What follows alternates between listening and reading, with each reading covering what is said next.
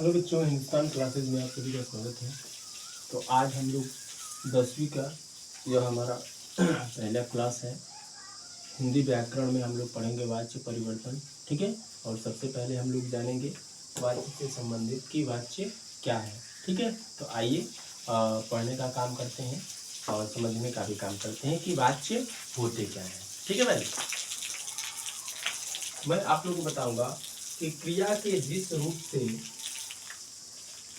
लिखेंगे, क्रिया के जिस रूप से यह पता चले कि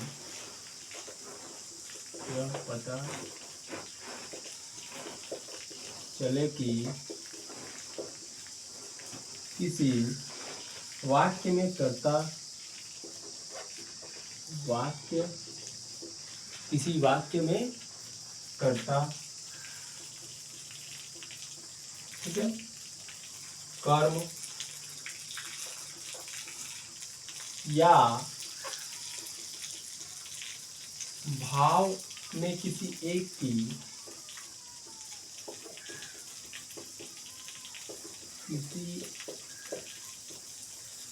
की प्रधानता हो।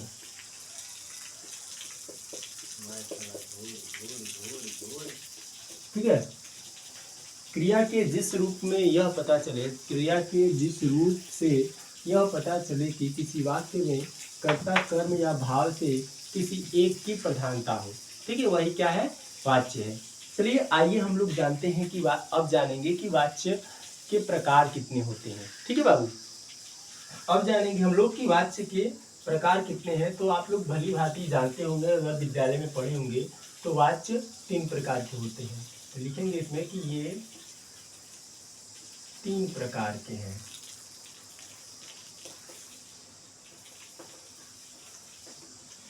ठीक है, हेडिंग भी बनाकर लिख लेंगे कि वाच्य के प्रकार ये 3 प्रकार के होते हैं, या ऐसे भी लिख लेंगे।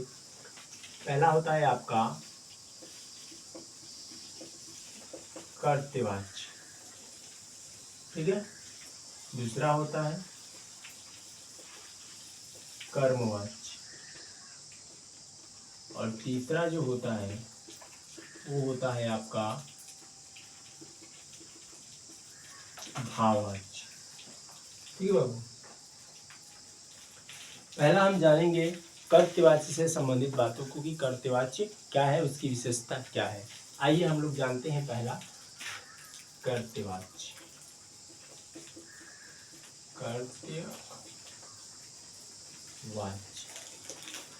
ठीक है, क्रिया के जिस रूप में कर्ता की प्रधानता रहती है, कह रहा है कि क्रिया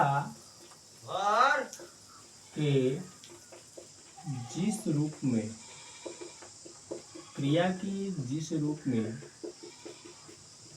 कर्ता की प्रधानता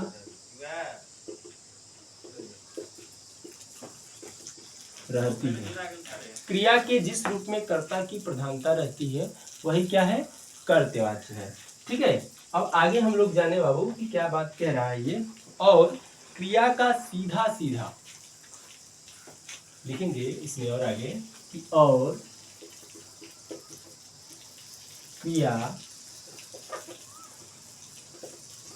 क्रिया का सीधा तथा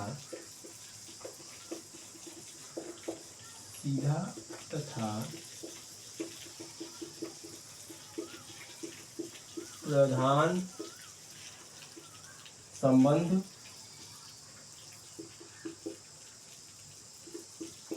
कर्ता से होता है। क्या कह रहा है, क्रिया के जिस रूप में कर्ता की प्रधानता रहती है और क्रिया का सीधा संबंध या प्रधान संबंध कर्ता से ही हो, वह क्या है, कर्तवाच्य है। ठीक है बाबू।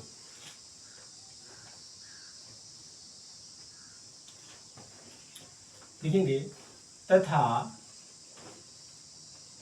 यहाँ क्रिया के लिंग और लिंग और वचन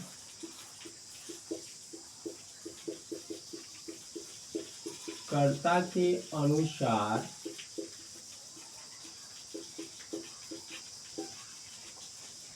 होती है। ठीक है, ऐसे समझ में। चलो अब आगे देखते हैं हम लोग कर्मवाच्य। एक बार समझ लीजिए, अब इसके बाद से मैं पहले लिख लूंगा, उसके बाद आप लोग बताऊंगा, क्योंकि ज्यादा ऐसे समय लग जा रहा है। ठीक है, समझ लो। कह रहे कि क्रिया के जिस रूप से यह पता चले कि किसी वाक्य में कर्ता, कर्म या भाव में किसी एक की प्रधानता हो, वह क्या है? वाच्य है। यह कितने प्रकार का है? 3 प्रकार का है। एक है कर्तवाच्य, दूसरा है कर्मवाच्य और तीसरा है भाववाच्य। कर्तवाच्य क्या कह रहा है? क्रिया के जिस रूप में कर्ता की प्रधानता रहती है और क्रिया का सीधा तथा प्रधान संबंध कर्ता से ही होता है। किससे होता है? कर्ता से ही होता है, वही कर्तवाच्य होता है। और कर्मवाच्य में क्या होता है? कर्ता कर्म का संबंध सीधे सीधे क्रिया से होता है। अभी बताएंगे आपको। ठीक है, इतनी बातें समझ में आई? इतनी आई बात समझ में? चलिए अब आगे हम लोग देखते हैं कर्मवाच्य को, कि कर्मवाच्य क्या है। देखिए बच्चों, अब अगला हमारा है इसी में कर्तवाच्य में ही। ठीक है, कर्तवाच्य में ही दूसरा ये है, क्या है भाई? इसमें कुछ एग्जाम्पल इसको देख लिया जाए। ठीक है, जिससे पहचान हो जाए कि कर्तवाच्य है। ठीक है, समीक्षा आम क्या करती है? खाती है। ठीक है, और समीक्षा का सीधे संबंध जानते हैं किससे है? आम से। समीक्षा क्या कर रही है? आम से। तो लेकिन आम से क्रिया का संबंध नहीं है। समीक्षा क्या खाती है भाई? आम खाती है। किससे संबंध है? कर्म से है। ठीक है बाबू, अब यहाँ पर देखो, यहाँ पर जो कर्ता क्या है भाई? समीक्षा है। ठीक है, क्रिया क्या है भाई? खाना। ठीक है, तो समीक्षा क्या कर रही है? आम खाती है। अब देखो, अब यहाँ पर भी कर्ता आपका लड़का है और क्रिया, कर्ता का संबंध सीधे क्रिया पर पड़ रहा है ना। लेकिन कर्म में इसका ठीक विपरीत होता है। कर्म का जो सीधा संबंध होता है, कर्म की जो प्रधानता होती है वह क्रिया से ही होती है, अक्रिया का संबंध होता है। अगर कर्म में आएगा तो देखिए, यहाँ पर जैसे ये कर्म है आपका, यहाँ पर सॉरी ये तो करता है, यहाँ पर जैसे राम से पत्र लिखा नहीं जाता। क्या नहीं लिखा जाता है भाई? राम से पत्र से किस में आता है? कर्ता ने कर्म को कर्ण से, यहाँ पर कर्म क्या है भाई? पत्र है। अब यहाँ पर कर्म जो है, कर्म का जो संबंध है भाई, यह जानते हैं, यह कर्म का जो संबंध है यह सीधा सीधा क्रिया पर पड़ता है। ठीक है बाबू। अब भाव में क्या है? भाव में क्रिया के जिस रूप में भाव की प्रधानता होगी, उसी में क्रिया का सीधा संबंध भाव से ही होगा। क्रिया का सीधा संबंध, ना तो कर्ता होगा ना तो कर्म होगा, क्रिया का केवल संबंध होगा इसमें बाबू। ठीक है, आई बात समझ में? नहीं आई तो एक बार देख लो इसको। देखो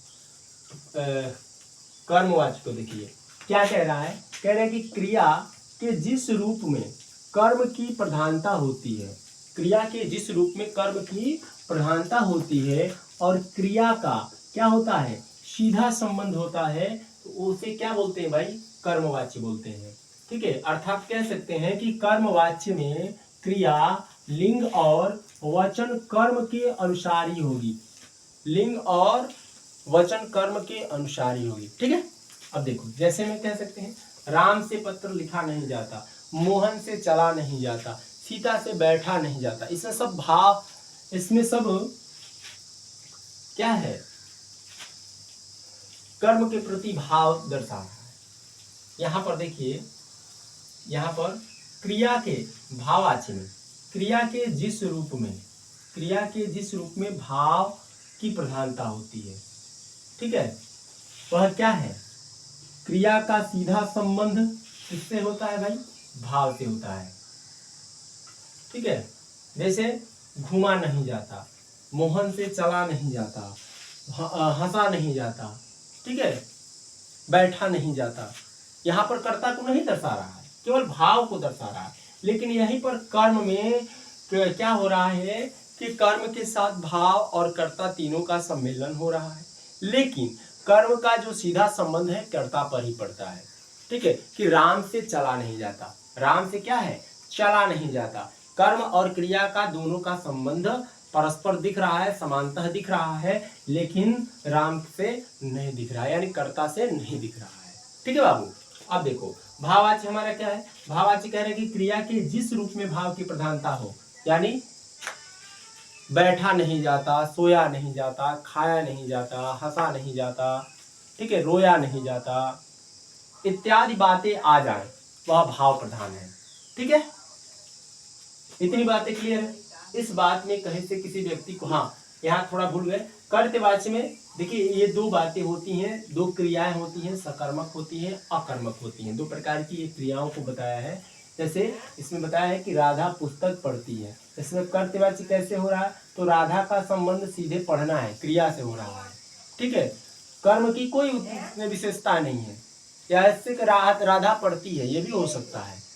ठीक है, लेकिन यहाँ पर देखिए, यहाँ पर कर्ता का सीधे क्रिया से संबंध पड़ रहा है, यहाँ पर कर्ता का संबंध क्रिया से पड़ रहा है। ठीक है, और कर्म की सहायता ली जा रही है, इसमें कर्म की सहायता नहीं ली जा रही है, करें अकर्मक क्रिया यानी बिना कर्म की। बालक पढ़ता है, सीता पढ़ती है, सीता खेलती है, राधा हंसती है, नेहा गाती है, इसमें सीधा अकर्मक क्रियाएं होती हैं। ठीक है बाबू, आई समझ में बात। अब हम लोग जानते हैं क्या पढ़ेंगे, अब हम लोग पढ़ेंगे कर्तवाच्य से कर्मवाच्य, कर्तवाच्य से कर्मवाच्य की प्रवृत्ति। आज वाच्य परिवर्तन को अच्छे से कंप्लीट करेंगे। ठीक है बाबू, देखते हैं। देखिए देखिए बच्चों, कर्तवाच्य से कर्मवाच्य की जो विशेषताएं होती है, जो समानता होती है, किस प्रकार से होती है, इसको देखिए। ठीक है, क्या कह रहा है कि क्रिया को कर्म के लिंग, क्या कह रहा है भाई, देखो एक बार, कह रहे कि क्रिया को कर्म के लिंग, कर्म के लिंग वचन पुरुष, ठीक है, के अनुसार ही रखना चाहिए। ठीक है बाबू, और अर्थात कर्म की प्रधानता बनाना चाहिए, तभी कर्ता और कर्म का सम्मेलन होगा। जब कर्ता और कर्म का सम्मेलन होगा तो जो वाक्य होगा वो सुदृढ़ हो सकेगा, अच्छा बन सकेगा। आइए अब इसके दूसरे जो नियम है वह क्या है उसको देखा जाए। तो दूसरा नियम है कि कर्तवाच्य में कर्ता के साथ, कर्तवाच्य में कर्ता के साथ लगी विभक्ति हटा दी जाती है, लगी विभक्ति हटा दी जाती है, और कर्ता कारक में, और कर्ता कारक में करण कारक, करण कारक के चिन्ह से, करण कारक, कारक चिन्ह से या के द्वारा का प्रयोग, या के द्वारा का प्रयोग किया जाता है, या प्रयोग करना चाहिए, प्रयोग करना चाहिए, ऐसे लिखिए, प्रयोग करना चाहिए।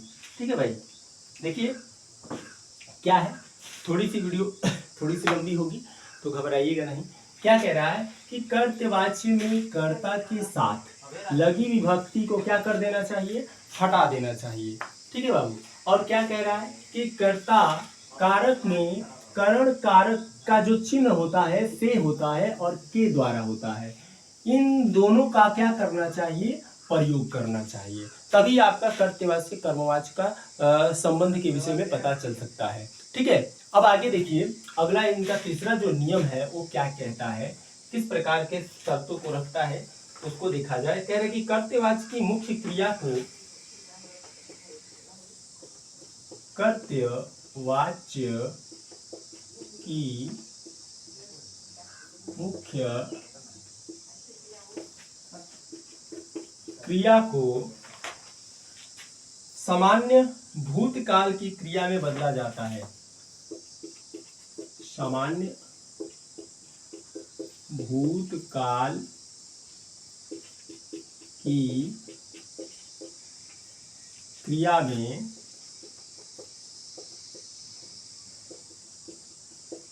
बदला जाता है। ठीक है, क्या कह रहा है कि कर्तवाची की मुख्य क्रिया को सामान्य भूतकाल की क्रिया में क्या किया जाता है भाई, बदला जाता है। ठीक है, और इसका एक और नियम है जो बहुत ही अच्छा है, इसको भी देख लीजिए आप लोग। ये क्या कह रहा है, कह रहे कि कर्म के साथ कोई प्रसर्ग हो तो, कर्म के साथ कोई प्रसर्ग हो तो उसे हटा दिया जाता है, उसे हटा दिया,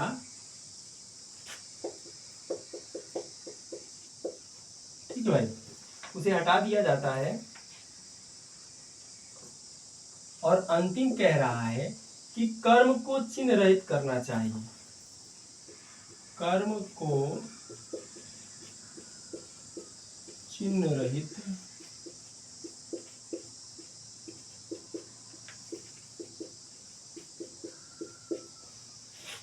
करना चाहिए। आई बात समझ में?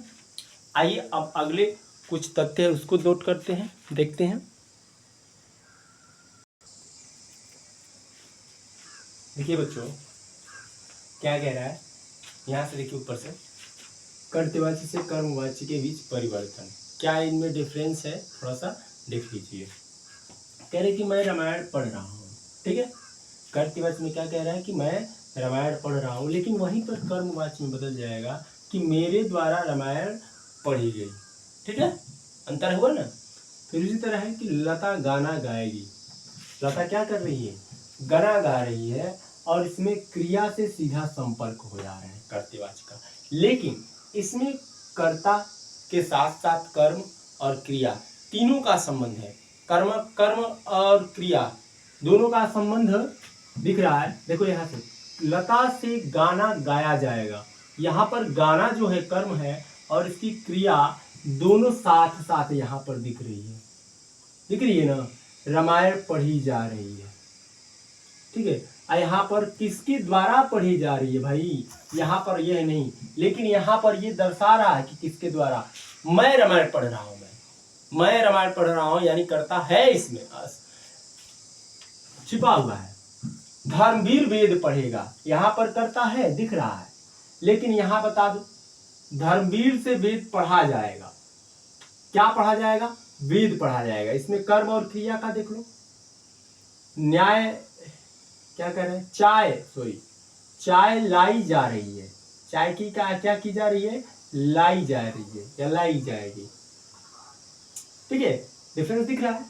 अब देखिए कर्तवाची से भाववाची में किस प्रकार से बनाएंगे, ये हमारा नियम है। इसी तरह का नियम मैंने लिखवाया था ऊपर, उसको पढ़ करके समझिएगा, नहीं समझ में आएगा तो कमेंट करिएगा, बताएंगे। कह रहे हैं यहाँ पर कि क्रिया के साथ विभक्ति चिन्ह को लगाया जाता है।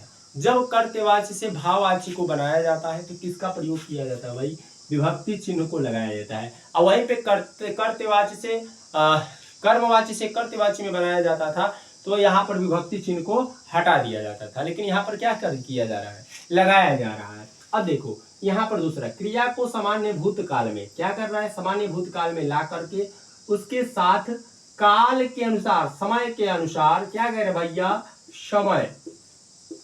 समय के अनुसार क्रिया जिस रूप में होगी उसी में क्या कर दिया जाएगा, जोड़ दिया जाएगा। ठीक है, अब आगे देखो, कह रहे कि भाववाची में प्रायः अकर्मक क्रियाएं होती हैं, ये तो पहले ही कह दिया, पहले ही सिलेंडर बोल दिया भैया।